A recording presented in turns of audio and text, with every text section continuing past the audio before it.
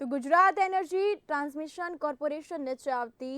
જૂનાગઢ વર્તુળ કચેરીના તાબા હેઠળની ટ્રાન્સમિશન ડિવિઝન કચેરી ધોરાજી દ્વારા ઉર્જા બચત અભિયાન લોકજાગૃતિ માટે જેટકોની ડિવિઝન કચેરી ખાતે ઉર્જા સંરક્ષણના સંચાર માટે સ્ટોલ ઊભો કરવામાં આવ્યો હતો, જેમાં વિવિધ પ્રકારના ઉર્જા બચત માટેના પેમ્પલેટ, બેનરો, હોર્ડિંગ્સ વગેરે લગાવી ઉર્જા બચત કઈ રીતે કરી શકાય તે વિશે લોકોને જાણકારી આપી હતી। તો પેમ્પલેટ વિતરણ કરવામાં આવ્યા હતા, તેમજ જેટકો ધોરાજી દ્વારા સ્ટોલમાં ઉપકરણો પ્રજાજનોના નિદર્શન માટે રાખવામાં આવ્યા હતા અને આ ઉર્જા સંરક્ષણ જાગૃતિ અભિયાનમાં જેટકો જૂનાગઢ વર્તુળ કચેરીના અધિક્ષક ઇજનેર જીએન ભાલાણી વિશેષ ઉપસ્થિત રહીને લોકોને વીજ બચાવવા માટેનું મહત્વ સમજાવ્યું હતું।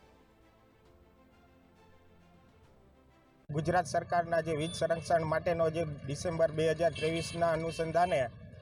Gujarat energy transmission corporation limited દ્વારા એક વીજ બચત માટે અને વીજ સંરક્ષણ માટેનો એક કાર્યક્રમ આખા ગુજરાતમાં ચાલુ કરેલ છે। તેના અનુસંધાને ધોરાજી ખાતે અમારા દ્વારા એક લોક જાગૃતિ માટેનો એક અભિયાન છે કે તેમાં વીજ કેવી રીતે વીજળીને બચાવવાની અને કેવી રીતે આપણે કુદરતી જે સંસાધનો આપેલા છે તેનો ઉપયોગ કરી અને વીજ બચાવવાથી આપણને શું ફાયદો થાય છે અને દેશ માટે અને આપણા કુટુંબ માટે જે આર્થિક રીતે ફાયદો થાય તેની સમજ આપવા માટે, જેમ કે જૂના જે ઇન્સ્ટ્રુમેન્ટ છે તેની જગ્યાએ એલઈડી ઇન્સ્ટ્રુમેન્ટ લગાવવાના, કુદરતી પ્રકાશનો ઉપયોગ કરવાનો તથા જ્યારે જરૂરિયાત ના હોય તે પ્રમાણે આપણે વીજ